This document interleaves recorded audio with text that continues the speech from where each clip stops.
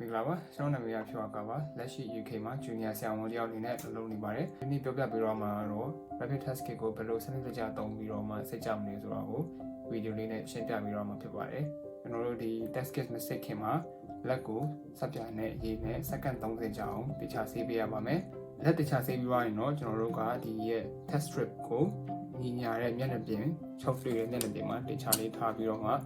ဒီ reagent လေးကိုယူလိုက်ပါဒီရဲ့ plastic ခဏပြောရဲ plastic tube ထဲကို6ဆက်ထည့်ပေးရပါမယ်1 2 3 4 5 6ဆက်6ဆက်ထည့်ပြီးသွားရင်တော့ကျွန်တော်ဆေးကိုမကြရနေမှာတနည်းလောက်မှခဏလောက်တင်ထားလိုက်ပါပြီးရင်တော့ကျွန်တော်တို့ကဒီဝါကွန်းတန်နဲ့ပေါ့နော်နှာခေါင်းထဲကို sample ယူရမှာဖြစ်ပါတယ်ဒီမှာဆိုလို့ရှိရင်ကျွန်တော်တို့ကဒီဝါကွန်းမရှိတဲ့ဘက်ကတန်ဘက်ကနေယူရမှာဖြစ်ပါတယ်ဒီ rapid test kit ဟာဆိုလို့ရှိရင်ကျွန်တော်တို့ကဒီရဲ့နှာခေါင်းနှစ်ပေါက်ဆိုရင်ကို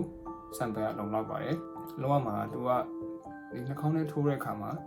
ဒီ resistant ရတဲ့အထိပေါ့နော်ပြောမှဆိုရင်ထပ်ပြီးထိုးလို့မရတဲ့အထိပေါ့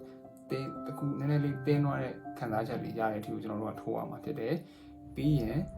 ထိုးပြီးလို့ရှိရင်ကျွန်တော်တို့ကဒီအတန်လေးကိုလှည့်ပေးရမှာပေါ့နော်နှစ်ဖက်လုံးလုပ်ပြီးတော့မှပဲကျွန်တော်တို့ကခဏမှဒီဆေးရည်ထည့်ထားတဲ့ plastic tube ထဲကိုနေရမှာဖြစ်ပါတယ်နှာခေါင်းထဲထည့်ဖို့အတွက်ကကျွန်တော်တို့အရေးကြီးတာဒီခေါင်းကိုနောက်ကိုနည်းနည်းလေးမော့ထားလိုက်ပါပြီးတော့မှဝါကုန်းတန်ဖြည်းဖြည်းချင်းထည့်ကြတာပေါ့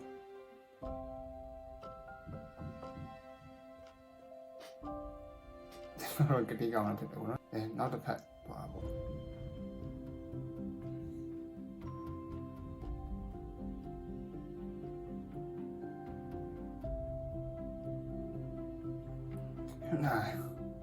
Okay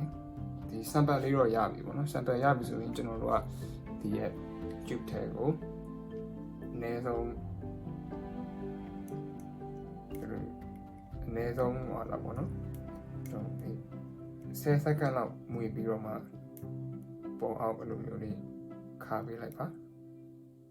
ပြီးပြီဆိုရင်တော့ကျွန်တော်တို့ကဒီရဲ့ swab လေးကိုအိတ်ထဲကိုပဲပြန်ထည့်ပြီးလို့ရပါတယ်ထည့်ပြီးတော့မှပြစ်လိုက်အောင်ပါပဲ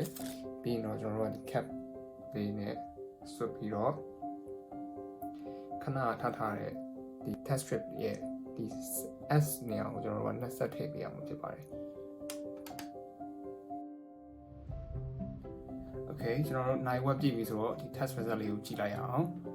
ဒီမှာဆိုရင်ကျွန်တော်တို့က control ရယ် test ရယ်ဆိုပြီးနှစ်နေရာရှိရပါတော့တကယ်လို့ control နေရာမှာပဲတစ်ကြောင်းနဲ့ပေါ်ခဲ့မယ်ဆိုရင် covid negative ပါတ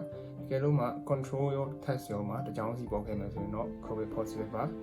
အကယ်၍များ control area မှာတစ်ကြောင်းမှမပေါ်ခဲ့ဘူးဆိုရင်တော့ဒီ test ကမမှန်ပါဘူးအဲ့တော့နောက်တစ်ခါထပ်ပြီးတော့ sample ယူပြီးတော့ထပ်လုပ်ရပါလိမ့်မယ်